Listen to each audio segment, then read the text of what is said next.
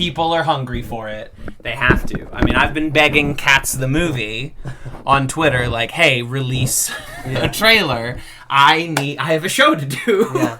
I have things I need to talk about. I had 4 months of episodes to fill. The least you all can do is release a new trailer for me. And they did, graciously. No, I think this was fortuitous that I couldn't make the other one, the one we had talked about, but this is more up my alley. This is right dead on. Oh my god, this trailer somehow. Not to give away the game. We are rolling. I just start. I don't. There's no big elaborate countdown or intro. The what I thought was impossible was that the first trailer came out and it was such a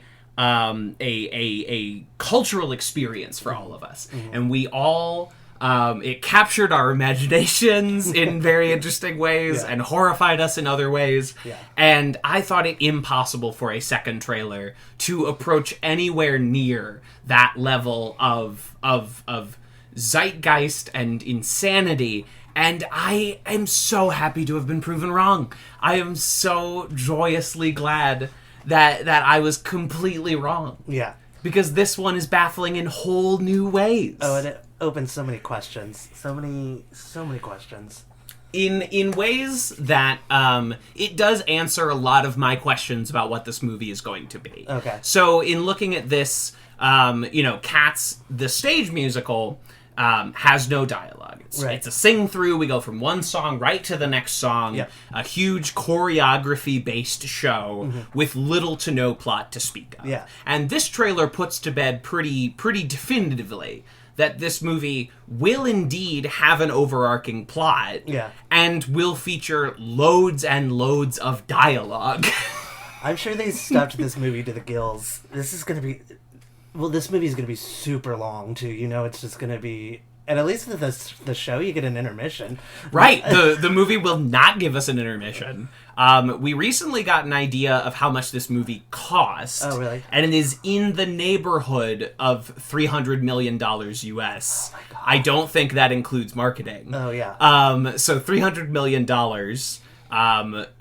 which to give the audience an inroad who might not pay attention to these sorts of things, that is like the exact price tag on Pirates of the Caribbean 3, where there were giant pirate ships battling in a huge whirlpool, and whole pirate ships full of squid men and crazy giant calypsos, and this movie features a bunch of A-list talent as cats and costs exactly the same amount, which is exactly the kind of big fascinating thing that I am so very into. This is PodCATS, the pod about cats, and I am joined this week for Trailer Breakdown Part 2 by the great Andrew Fafoutakis. Hi. Welcome to the show. So excited to be here. It's been a while. Yeah. We're recording this on my birthday in my bedroom. Happy birthday. Thank you. And there is no greater way I would like to spend my birthday than talking about the cats with my friend, Andrew Fafoutakis. This is super exciting. And I know we've been trying to plan a different episode, but this couldn't have been more fortuitous, more perfect than this trailer literally coming out, and then I was like, oh god, I have to talk about this. That is an experience that I've gotten doing this show, whereas doing any kind of live show or podcast before, it's often difficult to get people to want to be a part of things. Sometimes you really have to coax people into it. Yeah. With PodCATS, I have needed no coaxing. That's amazing. People want to talk about this. Yeah. It has spurred something in the culture that people need to get off of their chests. Yeah. And that is so beautiful to me. That is something that something has come along that is not a superhero movie or Star Wars that people feel compelled to read every bit of news about, break down the trailers for. It's beautiful. It's a momentous occasion. Yeah, this is such a bonkers bananas movie, and of course I'm going to be there day one. Of course. Some kind of flask in hand. I have a few favorite YouTubers that I watch, and they did a live reaction to this trailer, and it was hilarious because they were just talking about how they're going to be laughing at the worst parts of this movie. They're going to be the loudest in the theater. And I was like, yeah, I'm going to be that guy too. I think the theaters are going to be flush with those people. Yeah. I think that this is a movie that these people are going to come out for. Yeah. And I honestly think that might add to it. Yeah. In its own weird sort of way, where normally that would be obnoxious. Yeah. To try and like earnestly sit down and watch Cats and then people are rollicking. But I think the rollicking and the rioting and the energy is how this movie is going to live or die. Yeah. This is definitely like far-reaching into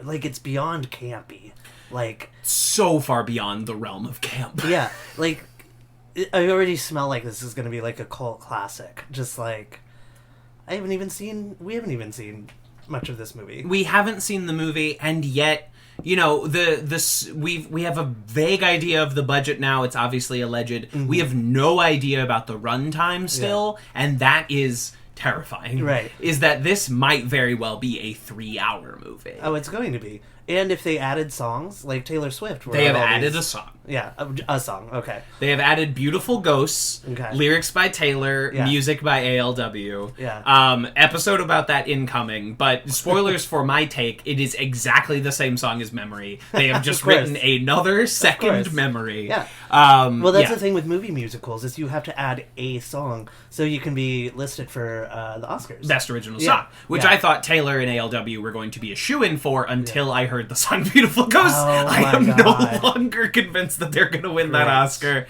But this movie, the audience for this movie is going to be like, A, families around Christmas. Yeah. B, Swifties. The Swifties are going to come out in droves because Taylor Swift does not do movies. Right. She did Valentine's Day in like 2011, the Gary Marshall Valentine's Day. I saw that. I got it as a free download. It was so bad. Yeah, her and Taylor Lautner, back when they were a couple, I believe play a couple in that movie. It was a huge bit of celebrity stunt casting. Oh, yeah. And then she did like one episode of New Girl. Yeah. And that is almost entirely her film and television experience. That's crazy. She did like parody music videos for the VMAs or the CMAs or something back when she was a CMA. Yeah. How? I mean, she was almost in Les Mis. I don't know if you were privy to that bit of news. She was almost the character that sings On My Own in Les Mis. Eponine? Eponine sounds right. She was almost that. Yes. And then it went to, at the last minute, I think, due to scheduling conflicts or whatever, went to a different actor whose name completely escapes me and I will never learn. Yeah. But she was almost in Les Mis, and so we circle back around 7 years later, and she gets another shot to be in a big Tom Hooper musical adaptation. Well, I don't know if you know the history of the musical Cats. Some. I mean, this is not a show for experts. This is a show for people to come on and talk about every bit of culture, and some of it is the very fascinating world of Cats. Well, we'll get to it, but this is actually coming full circle for Judi Dench. Yes, this I know. This story has made it onto the pod. Okay. That she almost opened as Grisabella, right? She Jenny Anydots? Yeah, she was double cast as both. Wow. Yeah, I guess Grisabella's not a huge part, so like that could have been done very seriously. Yeah. Yes, but she broke her Achilles tendon. Yeah. Shit, that's the bad tendon. You don't want to break that one. That's the important one. Yeah. And so 30 years later. What, it came out in 83? Yeah, 81 is the London debut. Yeah. So almost 40 years later. Yeah. She comes back around as old Deuteronomy. Which is almost the song we were going to cover until this trailer came out. And then we're like, no, swap everything. Yeah. We're going to talk about this trailer. Yes.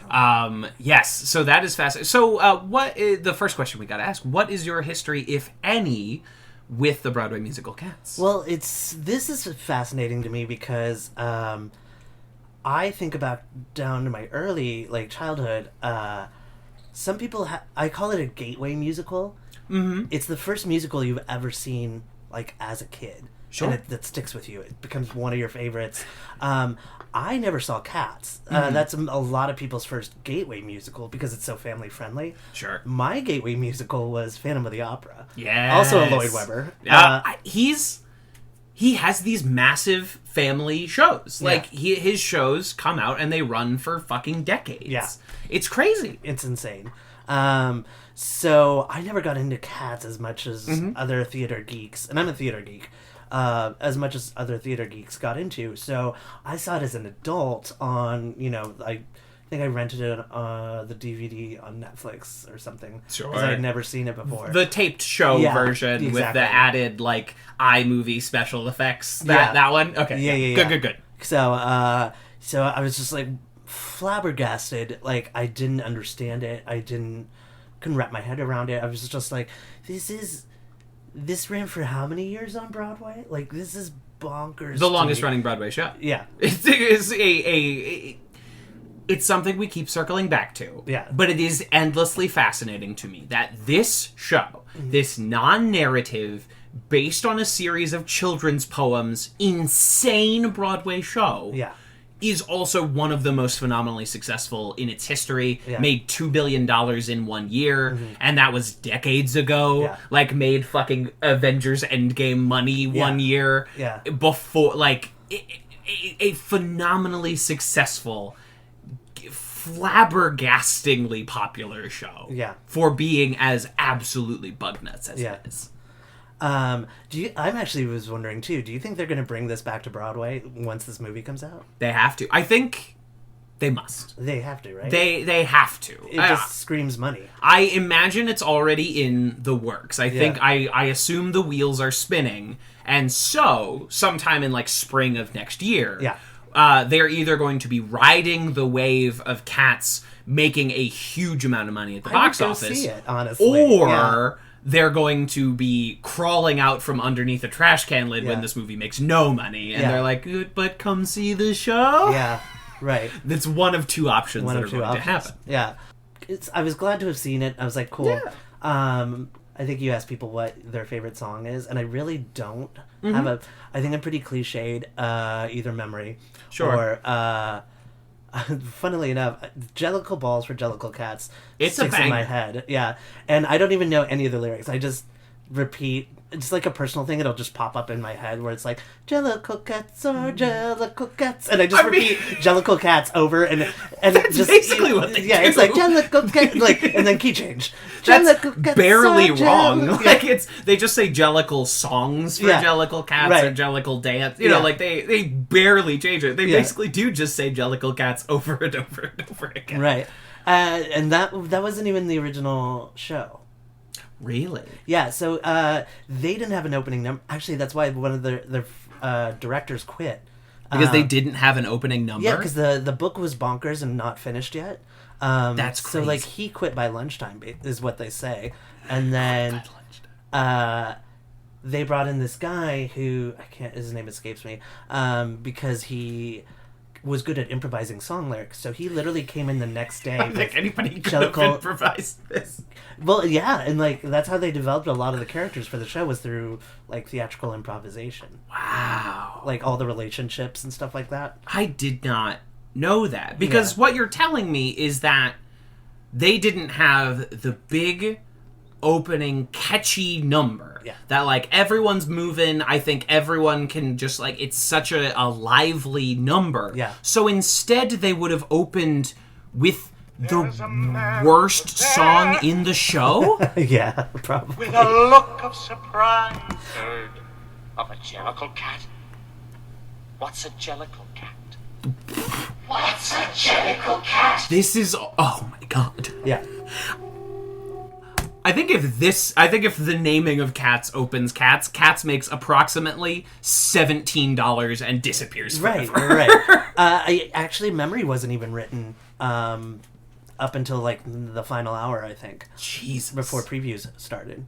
Right, because that is the one song that is not a part of Old Possum's book for Jellicle Cats. Right. It is the one that like is not about a cat.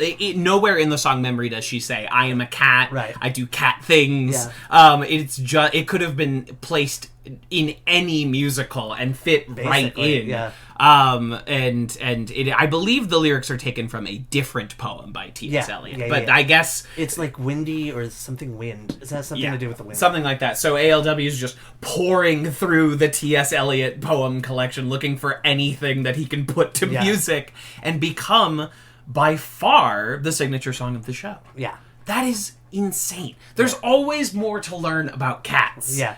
I thought for sure 18 hours in I would have heard it all. Sir. I do my research. That's impressive. Yeah. I don't. No, because like you invited me on the show, so like I I'm an actor prepares, so like I do all my research. I appreciate it. Well, that's why nobody hires me to be an actor, because I come in and I'm like, hey, whatever. I used to get in trouble for that in like screenwriting class, where I would just come in and I'm like, oh, whatever, like mafia, gangsters, whatever, movie, and someone would be like, this is not how it works. I'm like, oh, am I supposed to? Don't get me wrong, I can be a pretty lazy comedian or actor, but I take the source material seriously. Wow, you pay attention to the text. The text is law, and I appreciate that. It was actually it wasn't even supposed to be called Cats. It was supposed to be called Practical Cats. Lose the practical. They did. Just cats. Because It's the poster. cleaner. Because when they developed the poster. That iconic poster that, of course, our listeners have seen as the art for the show forever. Yeah. You're right. The word practical doesn't really fit on that incredibly iconic poster that I think is responsible solely for at least $1 billion of those dollars. Yeah. That is a great poster. And half of the theater departments in most schools. 100%. Every time you see a localized production of that show, they just use that poster and put their own dates at the bottom of it. Yeah. It decorates every theater department wall because it truly is one of the great theater posters. I think that's unquestionable at this point. That's one of my favorite jokes on The Critic. Actually, The Critic and The Simpsons have Cats jokes, like where it's something like, I forget how it starts up, but it's like a flaming car just like runs into the theater that Cats is playing at, and somebody's like, "Well, looks like nothing at all of value was lost," and then I think The Critic is like. Cats is closing, and then like right up next to it, a theater pops up with Kittens preview start soon. Oh, goodness. Can you imagine a Cats sequel? What would it even be about? Actually, I guess dogs. more. Maybe dogs? Yeah, well, because the Pollicle dogs are, of Exactly. course, a featured set of characters in this show. Yeah. Frequently cut completely. You can watch many productions of Cats and not know that there are supposed to be dogs or a 11-minute pirate opera in the middle of the show. Yeah, those you can cut right around that and lose nothing. Yeah.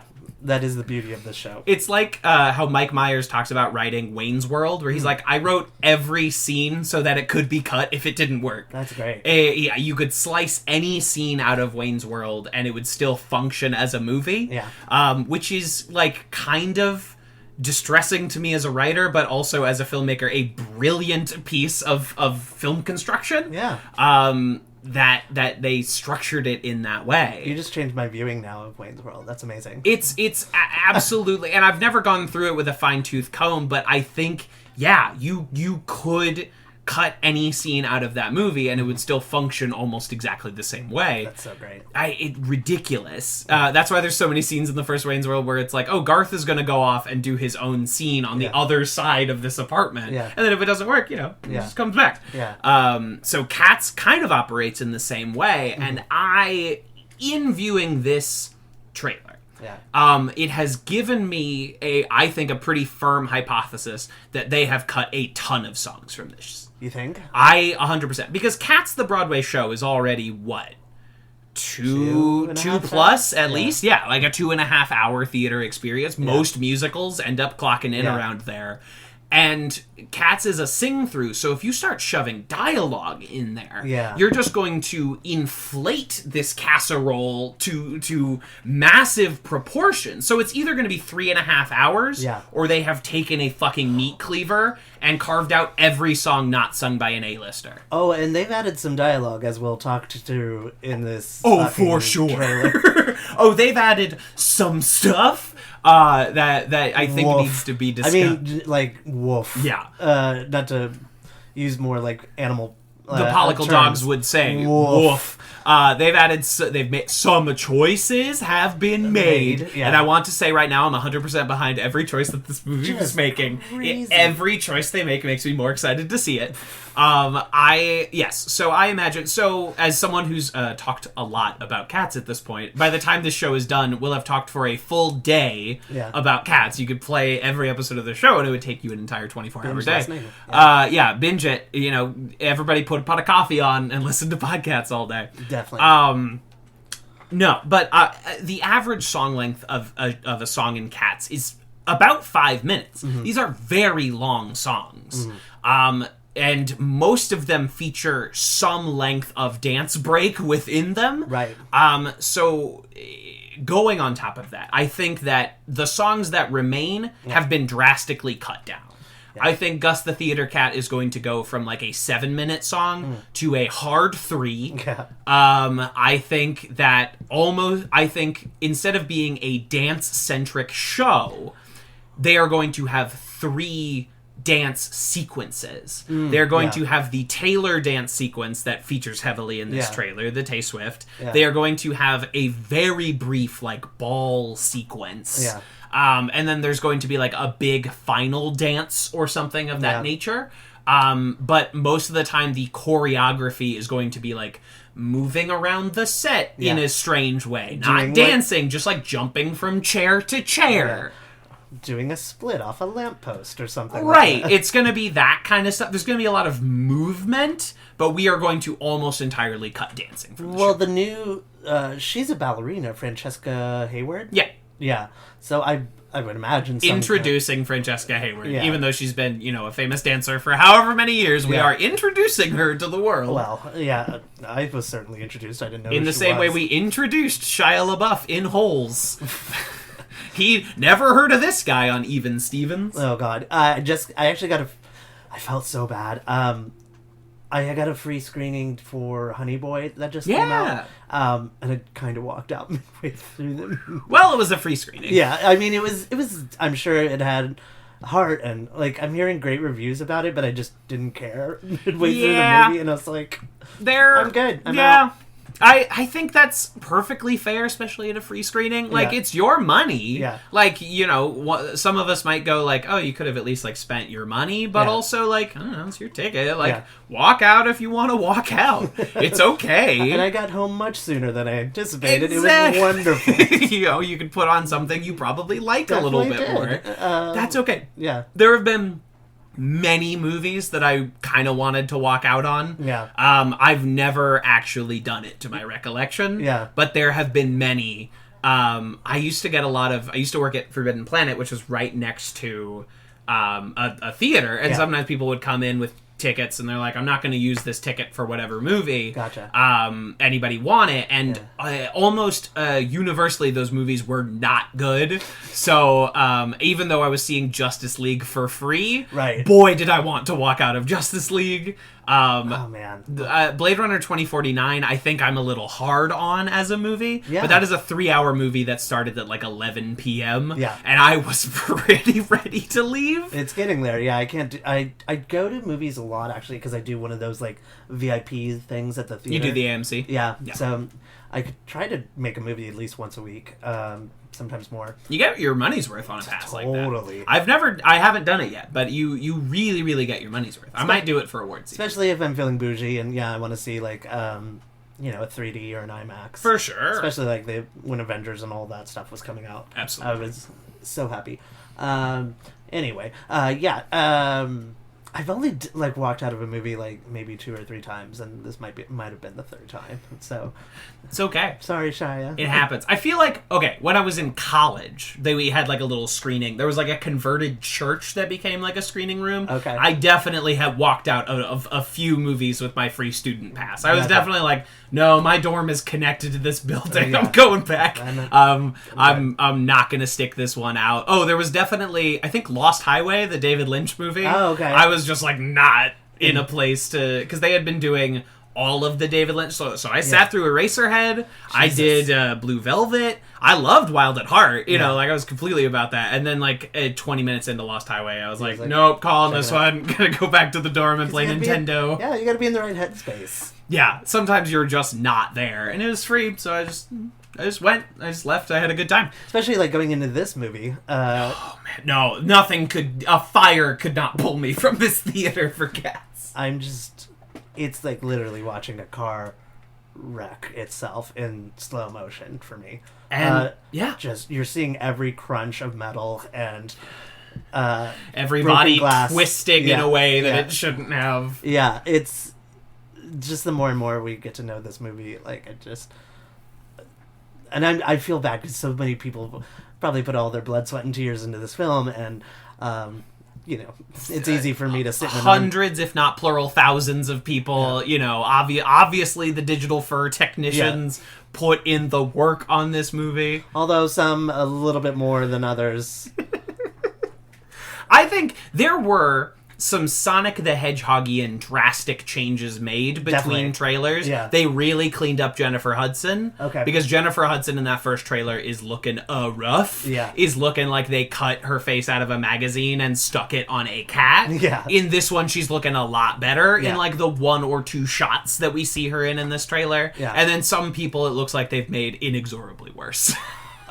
Hashtag Idris Elba. Hashtag justice for Idris. We are going to talk about him because in the first trailer, he's in a trench coat, he's in a hat. You Yes. barely see any feline elements to Right. Idris Elba. This trailer was like, we gotta put Idris front and center. Yeah. And he some choices were made, but let's it's time. Let's do the Cats trailer breakdown. So we open. I kind of like the look of the movie as a whole. Yeah, the there's all cityscape these looks nice great. colors, and Yeah. the cityscape looks good. Sometimes, like in this shot that opens the trailer, it's a bunch of like cartoon nonsense, and it Yeah. doesn't look as good. But every time we're on like rainy cobblestones with like Yeah. neon lights, it looks fucking great. Yeah. But anyway, so we open. Rapid cuts. He's a magical knife.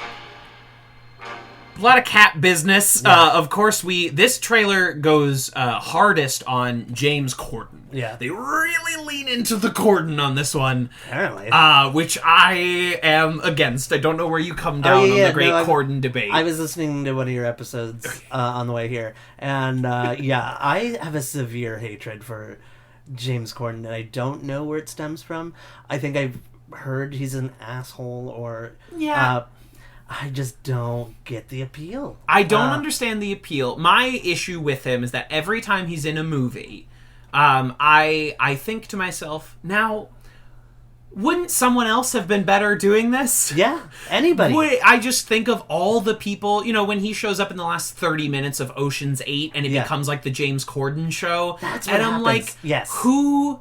Man, there's so many other people that I would have been excited Yeah. to see show up and Yeah. would have done something interesting with it. Yeah. And he just doesn't. Yeah, and I'm like, you're such a ham. And I'm like, not even good, like, deli ham. Like, this is, like, Oscar Mayer, like, processed. Weird colored Yeah, ham that just- comes out of the pre-packages. I'm always taken out of a movie whenever I see him. I'm like, oh, it's James Corden. I'm like, and this man has a Tony Award for that comedy he was in. Which is baffling in its own way. Yeah, and I was like, I just don't like seeing him on a screen. Yeah. Even like I've tried to watch his like talk show appearances, and I don't think he's good as a host or guest on a talk show. Carpool Karaoke does nothing for me. It's the worst. It's nothing, and he's never transforming into a role. Yeah. He just shows up and is James Corden, professional ham. Yeah. And it doesn't. I mean, this show is ruining any chance of me ever being on the Same. James Corden show. Same. Like I'm Same. burning 100% of my James Corden bridges. Don't mind. I do. Yeah. It's fine. Yeah. Because he took over for Craig Ferguson, my favorite talk show host of all time. Incredible. A wonderful host who did it all himself. No flash, no sizzle. Yeah. It was a one-man show, and then he brought on guests and had like really great interactions with them. Mm-hmm. There was one show, it was one of the times where Lindsay Lohan went back to rehab. Yeah.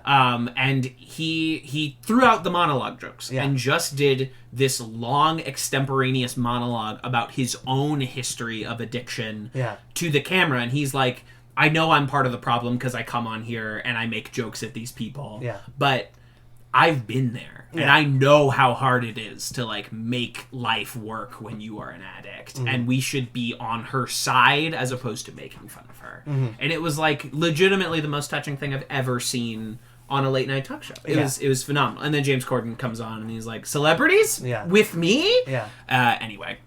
Where I choose the cat that deserves a new life. Okay.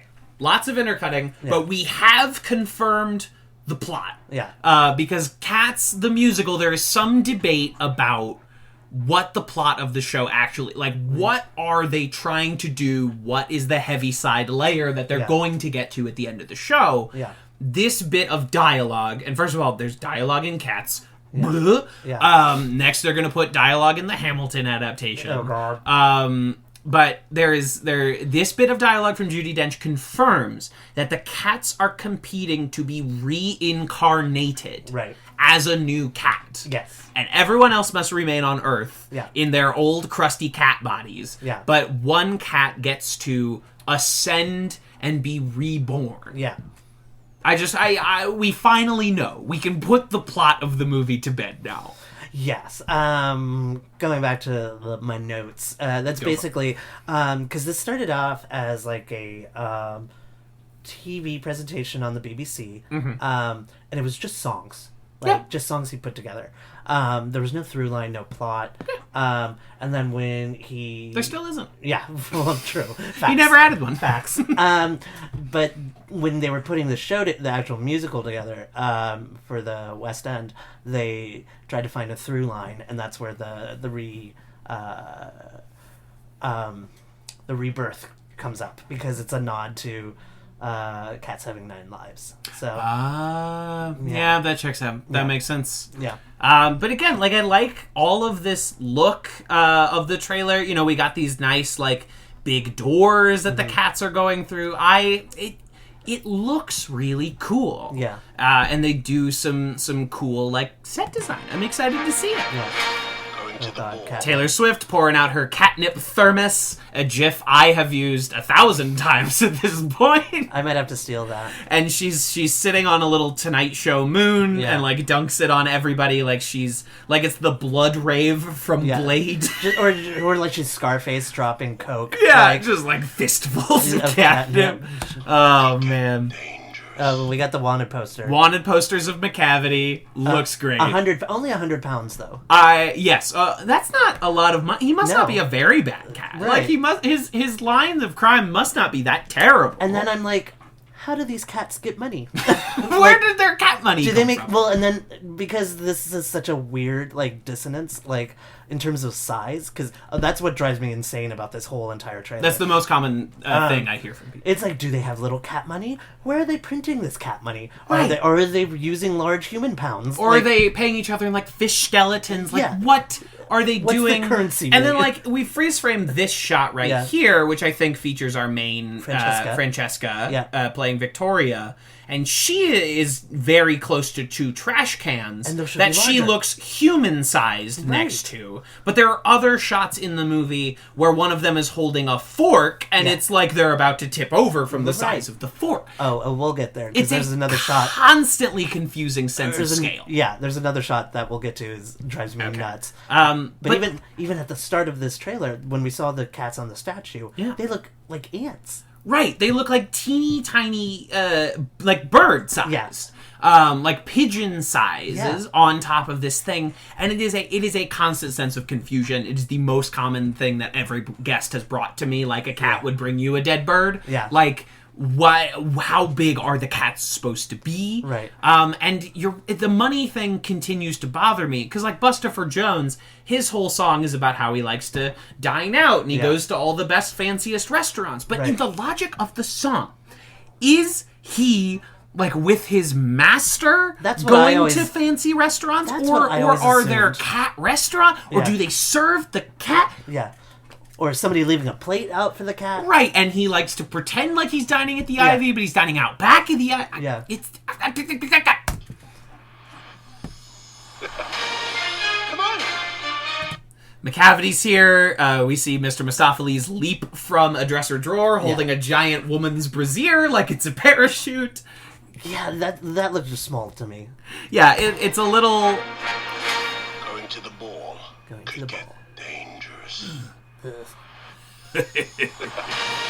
I'm very into what Idris is doing. I'm just confused about his whole scene. Yeah. And then Jason Derulo has arrived. You always like somebody brought it up to me. I don't know. Have you heard his music before? I'm sure I have. I couldn't, off the top of my head, name a I have Jason a Derulo couple of songs on my phone that I love listening to, but somebody kind of ruined him for me that he always announces his name in his songs. 100%. Jason Derulo. Jason Derulo. You can watch like a supercut of every time he's done that. And there is there's a question I ask on the show. Do you think he's going to drop a Jason Derulo in Cats? Somehow. Do you think it is in his contract? Because I think it is. I think if he does not drop it in the movie, there will be a post-credits song where he like does a in his style cover of Rum Tum Tugger, and it will feature it. Like a remix. It will be in there somewhere. Yeah. I am willing to bet American money. Yeah, and then the way they've dressed Idris, and I just realized too, like in the trench coat and the hat, he just looks like the gunslinger. Oh, like, from the Dark Tower. Yeah. I'm like... that famed adaptation of the Dark Tower we all remember and love. I wanted to go see it, but I never got around to it. It was in theaters for 1 week. A half second. It disappeared just as quickly. Not that, that doesn't happen to good movies. That happened to the Lonely Island movie Pop Star, which is a great movie. Yeah. But Idris, I mean, he to me looks like, every time in Marvel Comics, they, like, the Thing tries to blend into human society, he's always just wearing like a trench coat and a hat. Or like Raphael in the first Ninja Turtles movie. That's just what he looks like to me. But we have Jason Derulo, who every line he has in this trailer is shouted. It's just like, or milk! Or any of those great moments. He looks rough in this freeze frame. He might not come out of this one looking too hot. Probably not. I think this is going to be a rough transit. I judge a cat by its soul. We do have some kind of cool, like, dancing here. There was the cats on all fours, and they stand up. I think Judy looks great. Judy looks amazing, as always. Judy looks great with the big, billowy fur coat. Yeah. But is it her skin, or is it the flesh of another cat? You've been asking this a while. I gotta know. Okay. Oh, that shot of Idris looked bad. So Idris...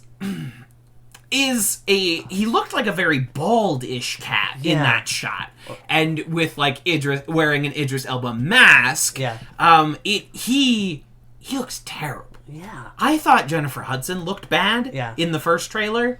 Nothing compared to what Idris Elba looks like, and the most egregious shot is incoming. Yep. And I think you might know what I'm talking about. Absolutely. But way ahead of you. We'll see.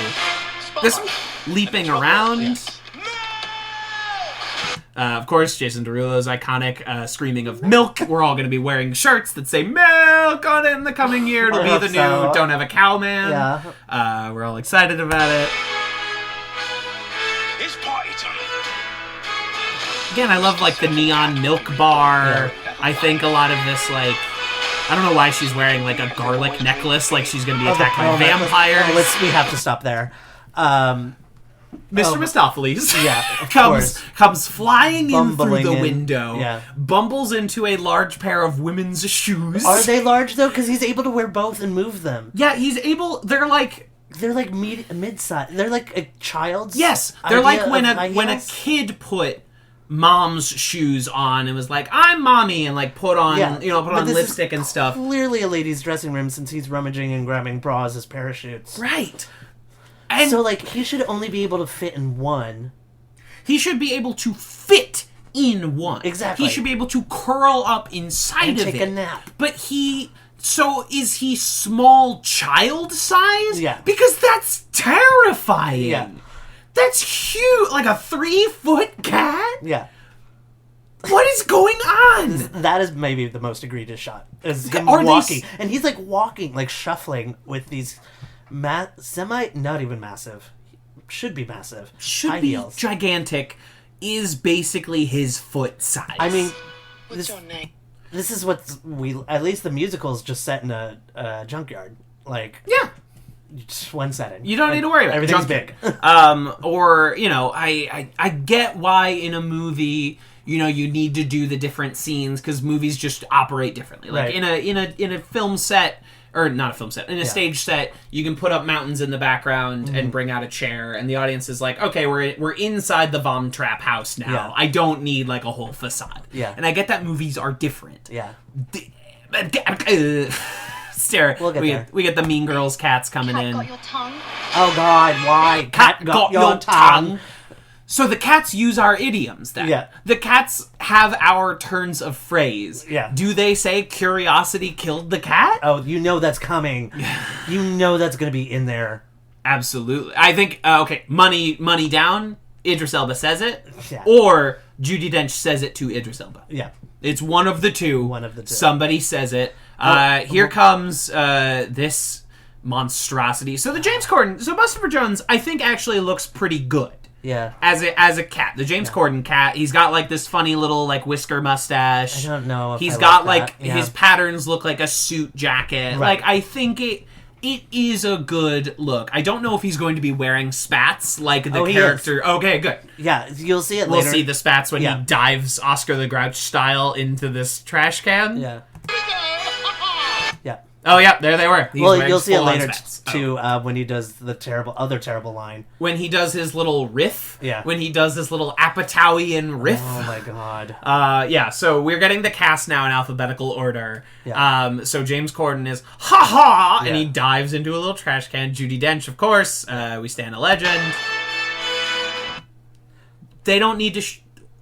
nothing showy needs to happen with Judy. We get to see her here in her full white cat regalia. Yeah. Honestly, she looks great. She does look great. This is the best they made any of these cats look. Yeah. She kind of has this like mullet. Yeah. Unless that's like the back of the fur coat, but she kind of has this like long hair. They kind of look like wings to me. Because it kind of reminiscent of like a bobcat. Oh, yes, I like it. I think it looks good. Yeah. She's got a great look. Jason Derulo. Yeah. Okay, Oh God. It's here so it is. Gross. So we'll pass over Jason Derulo. He's in the milk bar. Looks great. Neon lights. I he love totally it. Jason Derulo right there. Yeah. Yeah. Now we have Idris Elba. Oh God. And this is the most unsettling thing in the entire set of trailers so far. Yeah. And I want to get your opinion on this, because maybe I'm about to be canceled. But on all of the other cats, right? Yeah. So Taylor Swift has Snow White skin, but she is playing an orange cat. Okay. James Corden, they've taken him, they've put him on a black and white cat, right? Yeah. What they've done with Idris Elba Yeah. is they have taken the color of his naked skin Yes. and made it like fur is growing out of it, Yes. turning him a color that cats are not. Yeah. There is not a cat that is this color, so it looks like I'm looking at naked Idris Elba, but his skin is made of velvet. That's what I was thinking. Yeah, he looks like a couch cushion. He... But nude. Yes! You know what I mean? Like, this is like a sofa or like a Barca lounger or like a lazy boy that you had in your, like, grandpa's, like, house. It is so shiny. Yeah. He looks like suede. Yeah. It's unbelievably unsettling. Like, I'm fearing that he's going to chafe himself at any point Yes! he moves. It just... Ugh. It doesn't look... It looks like it would be soft to the touch. Yeah. But honestly, it kind of just looks like he's oiled. Yeah. It looks like when you're watching fucking pro wrestling and they come out and they're greased up. glistening. Yeah. But it's furry, and he's sitting on top of like a sphinx, throwing a cowboy hat. Yeah. It's the most unsettling image in the history of cinema. Yeah, and then clearly, like, in this shot, I'm seeing it better now that we paused it. Like, the cap line of where his ears and his face don't look normal. No. They're not matching. Like, there's this weird, like, crease where you can see his... like the mocap suit, like cuts off. Like when you're playing a video game and they can only design hair from like a certain level up on the character's face. Yeah. So there is always this weird discoloration between the skin and the top of the head. Mm-hmm. There's always this dividing line. Yeah. But it looks like he's wearing those big cat ear headphones. Yeah. The way they just shoot, like, so high. His face is so low on his head. Yeah. Do you see what I'm seeing here? That, like, his face only occupies the bottom half of his own head. Yeah. Can you imagine that for a person? Yeah. Because that's what it looks like, and I'm scared. It's just terrifying. It's something... This is a great film. And then, of course, he kisses his cowboy hat and disappears into a puff of magic. Yeah. We just needed to get that there. Yeah. Jennifer Hudson, no lines in this trailer, looking infinitely better. Yeah. Looking so much herself, better. You mean? Yeah, looking like Jennifer Hudson as opposed to a ransom note version of Jennifer Hudson. Yeah. My brother, who is going to be on the show soon, has a theory that the long-haired cats look way worse than the short-haired cats. Okay. And in the first trailer, Jennifer Hudson has real long cat fur, but in this shot, really retracted it. Yeah. Looks much better. Yeah, totally. I don't know if they pulled a Sonic the Hedgehog and like redid it, like redid some CGI, or if we were dealing with unfinished CGI in the first one. Again, it's impossible to know or tell at this point. Right. Looking much better. Ian McKellen, okay.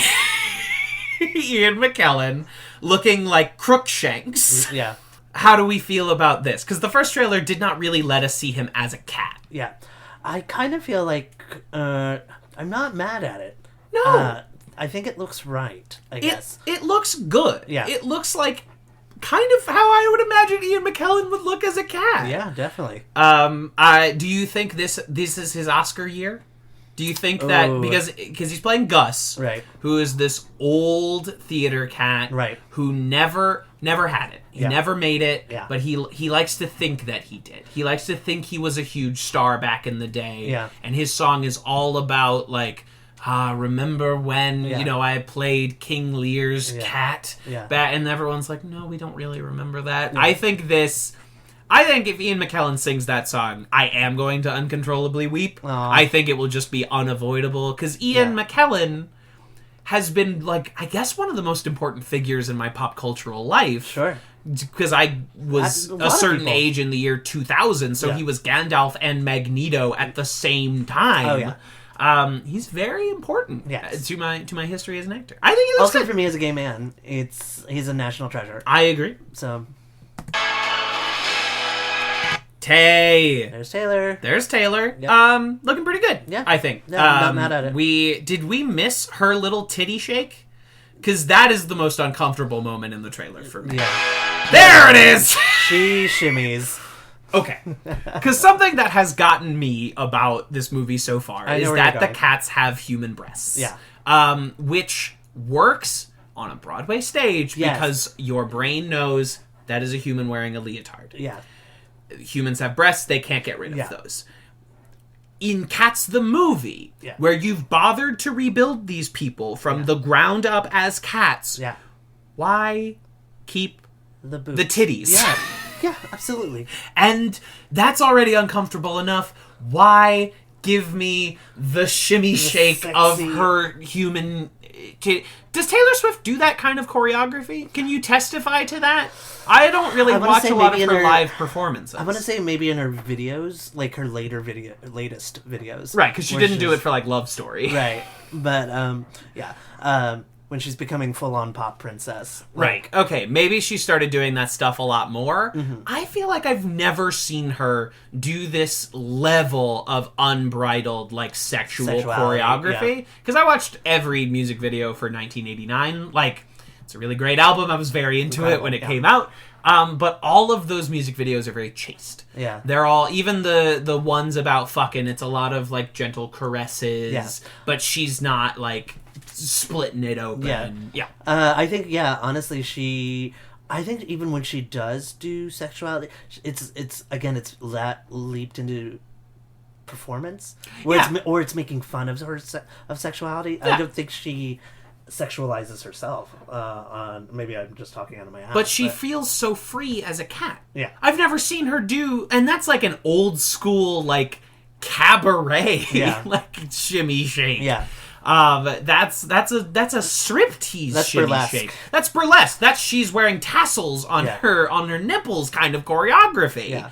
I've never seen her do anything. That's like definitely like I think what this number is supposed to be like. Right. This kind of Gypsy Rose Lee. 100%. Yeah.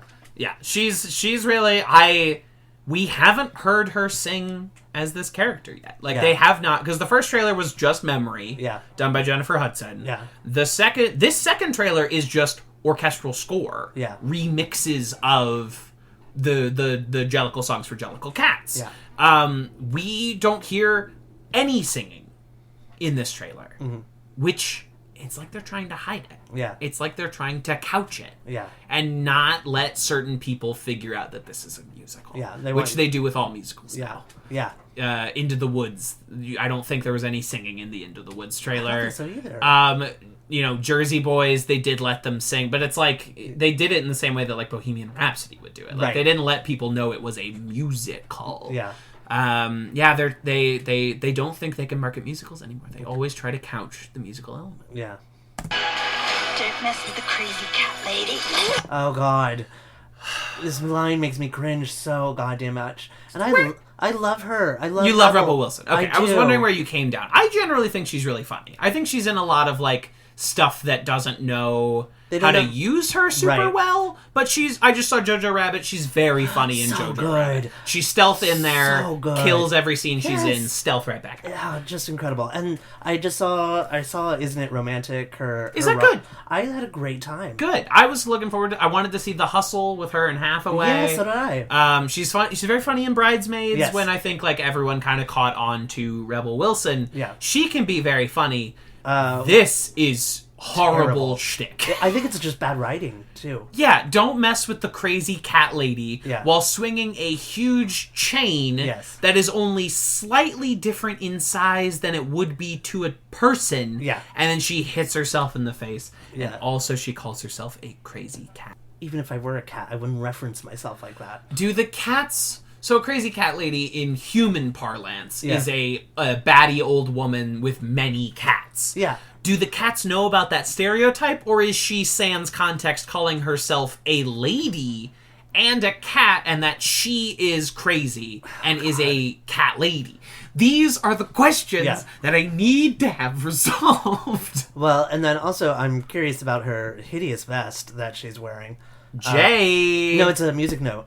Oh, it's a music note? Yeah, you'll see it later. Oh, okay. Or you see it earlier in the trailer. It's this big... and also, her arms are, like, bedazzled. Glittery. They're, like, bedazzled almost. Yeah, is she wearing some kind of, like, glittery armament? I don't like understand. A clear see-through... Either way, this is the second worst moment in I the think trailer. this also why I hate this, because, like, I think it's just how they wrote her for this, or whatever. It's just...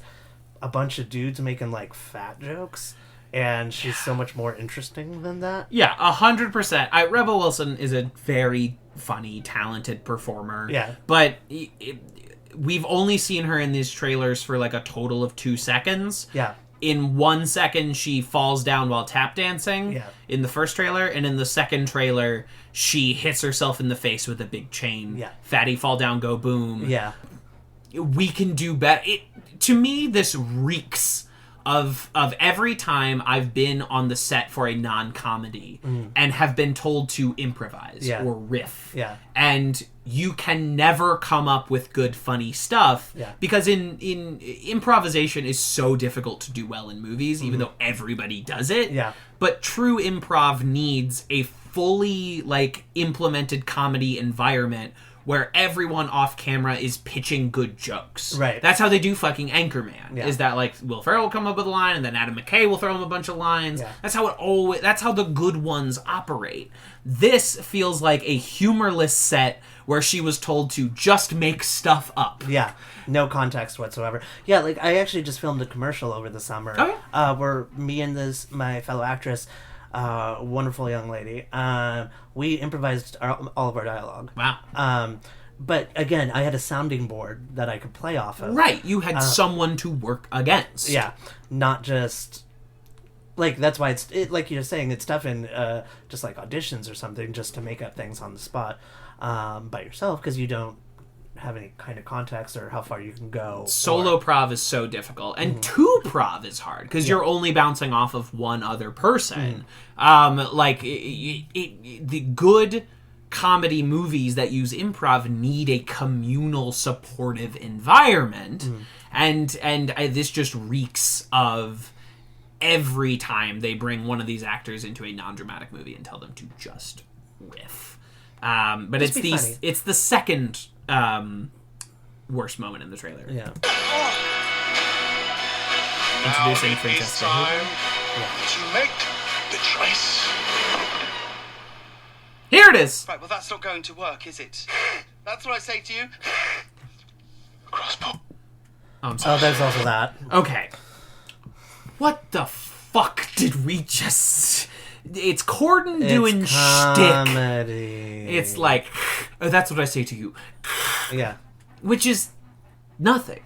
That might have worked in like some really bad early 90s. Like, I think that's why I don't like James Corden too. It's just, he's like tired to me. Just like, Yeah. he just feels like old school, like really bad old school. Yeah, comedy. old school, not in a fun, good way. Yeah, just like where he just reeks of desperation or like, I don't know, like. It's comedy through energy more so than actually having a good joke. I talked to people about Dane Cook or Kevin Hart where I'm like, there aren't any jokes in what they are saying. Yeah. It's just energy. It's like willpower. It's sheer, like, I'm trying to make you laugh on sheer willpower alone. Yeah, I'm saying things as if they are comedy. Yeah. But what I'm saying is nothing, and then it's immediately followed by Mr. Mustafali saying cross pause. Oh, God. What does that mean?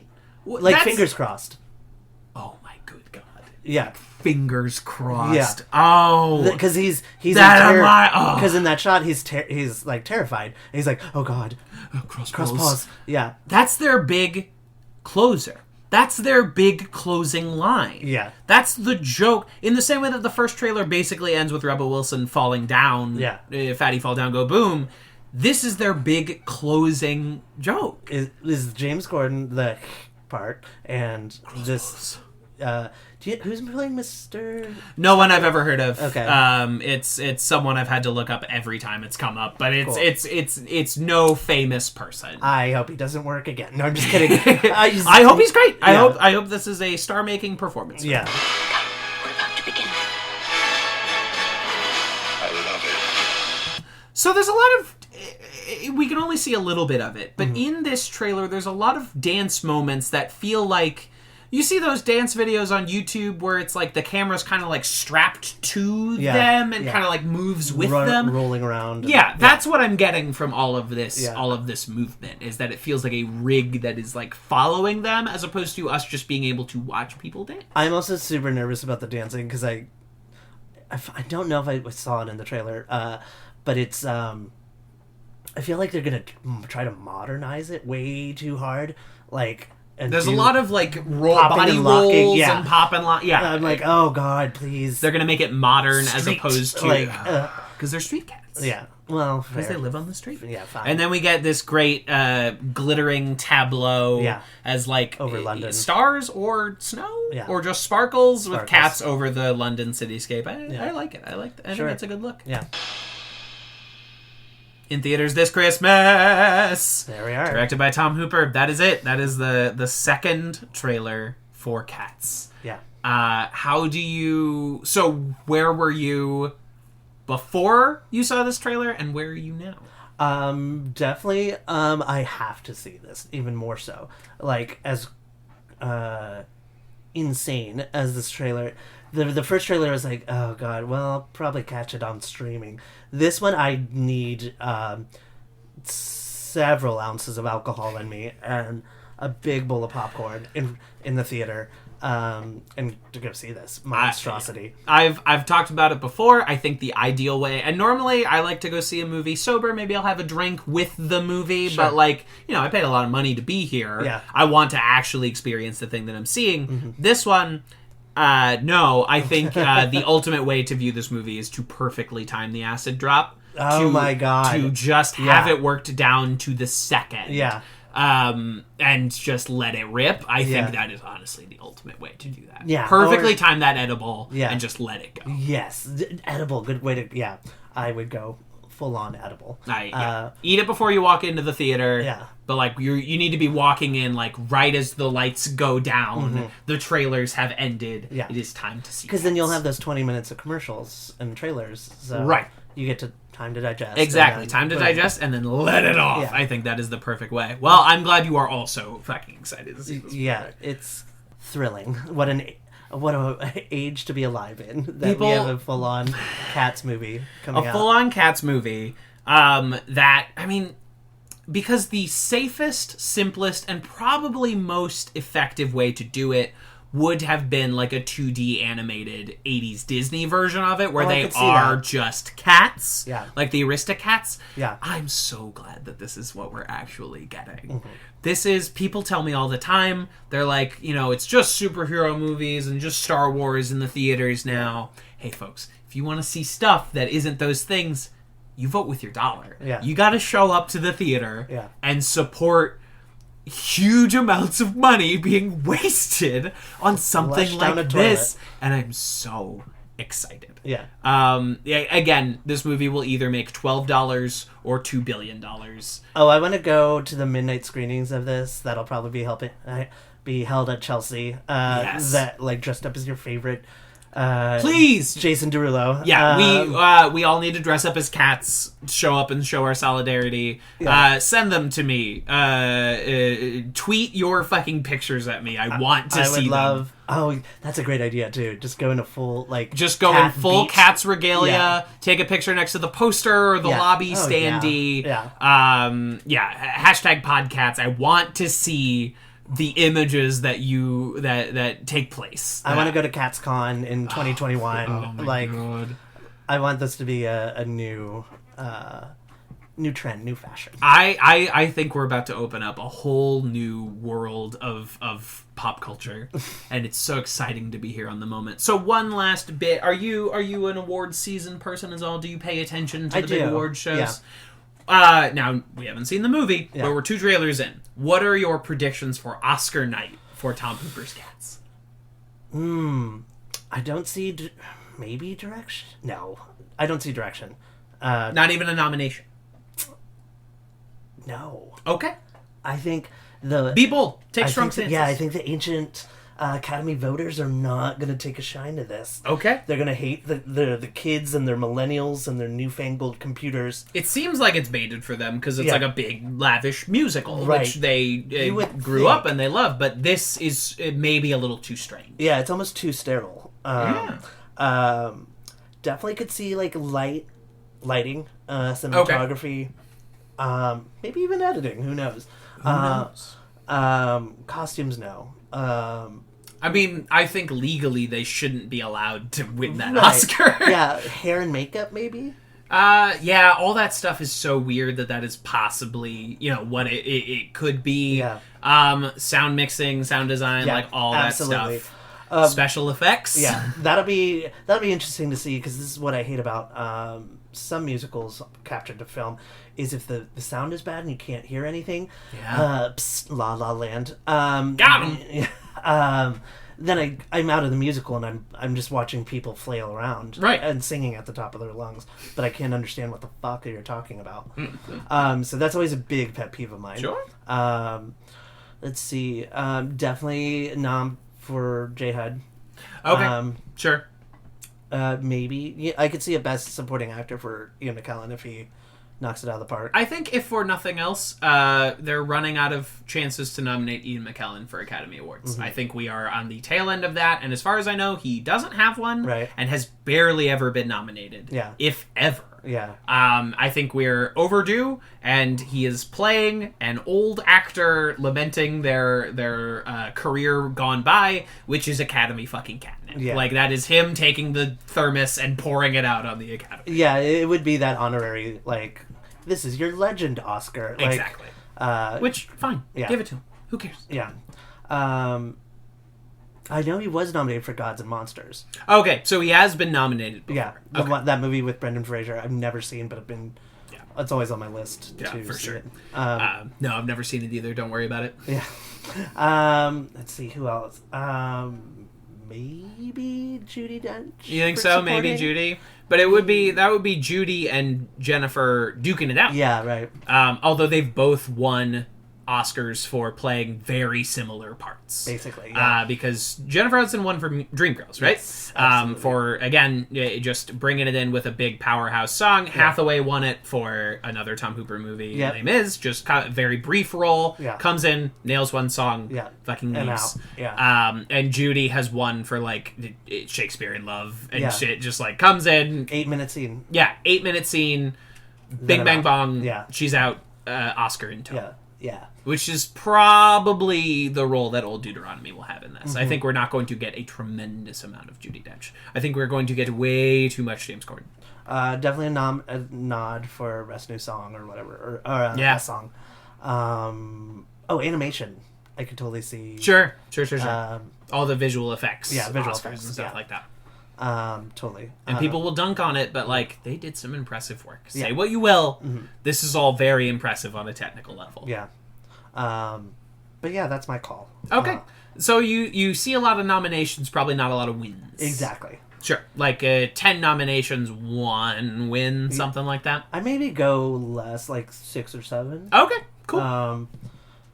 It might get thrown in for Best Picture, but I don't see it. I think it's pretty much a guarantee. I think it's going to get nominated for Best Picture, and I think Hooper's going to get nominated for Best Director, because he has had that for literally all 3 of his other movies, so why would they stop now? What's the third one? Danish Girl. Oh, yeah. Okay. An abomination, a blight. But King's Speech, Director Picture, Les Mis, Director, didn't win Picture, but it was nominated. Danish Girl was fucking nominated. Like, it's just they love him. I think it's a shoe-in for both nominations, whether or not he actually wins. Got it. Ol Hoops himself. Although he did win for King's Speech, I believe. Yeah, he did. I think. Or, he won for that. So, I think they might give it to him again.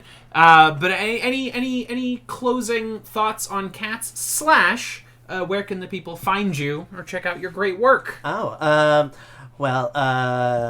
they can follow me on Instagram or Twitter at the number 2, FAFOU, 2Fafou. That's me.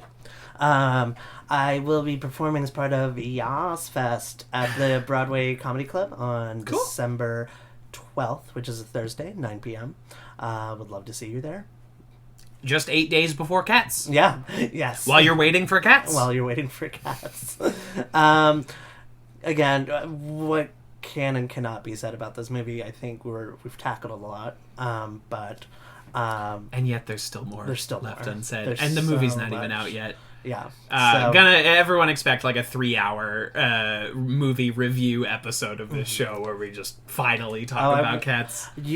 Maybe a round table? Have you thought about that? That's what I was thinking about. I'm gonna rent a space, and then it's like, hey, anyone that can come out at 1 p.m. on the 22nd. I would clear a schedule.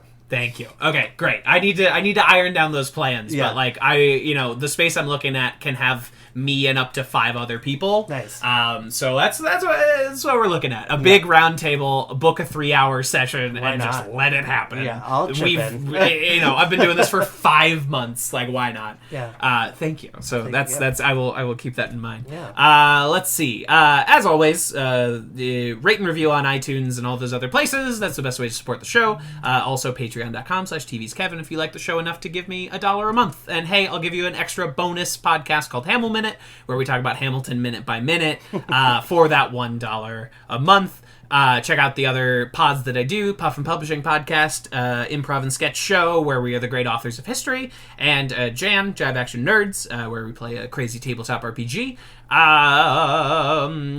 TV's Kevin Lanigan on all the stuff, and read my works, tvskevin.substack.com. You can read every short story that I post, including the Cola Wars, about the bloody conflict between Coke and Pepsi. And until next week, where I think we'll be talking about the Taylor Swift song, this has been PodCATS. Bye. Goodbye. Alarm goes off at 7, and you start uptown. You put in your 8 hours for the powers that have always been. Sing it, child, till it's 5 p.m.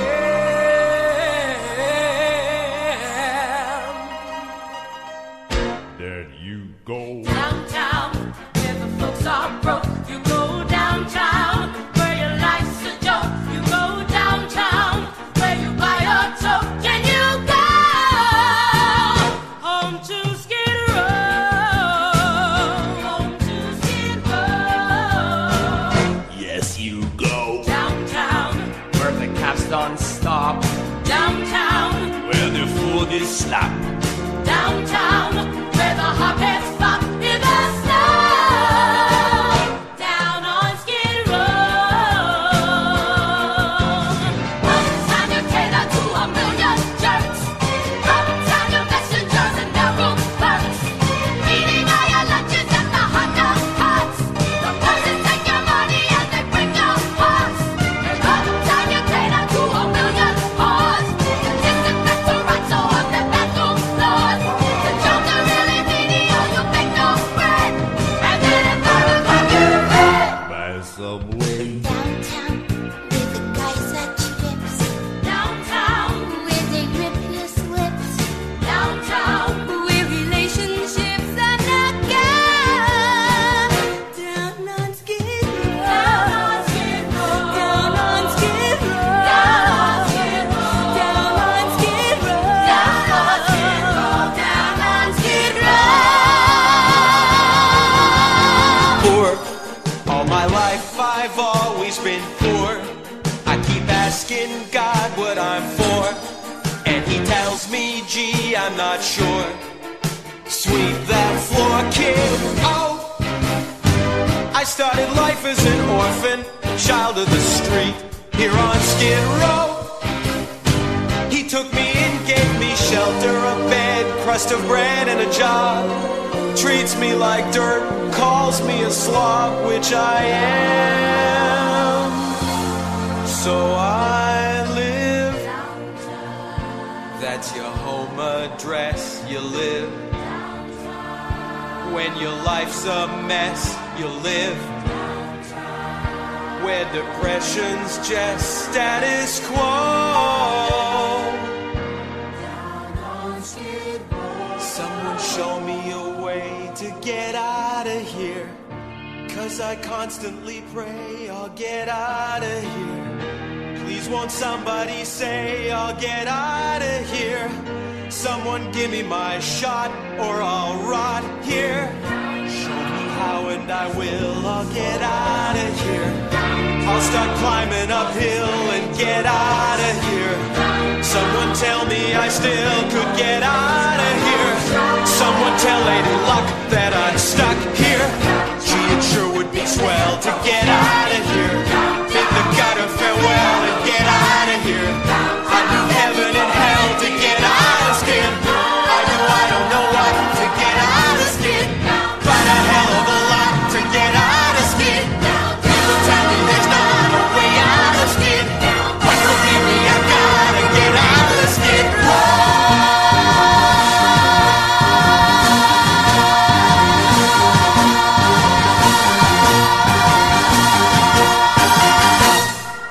This has been a Talkback Podcast.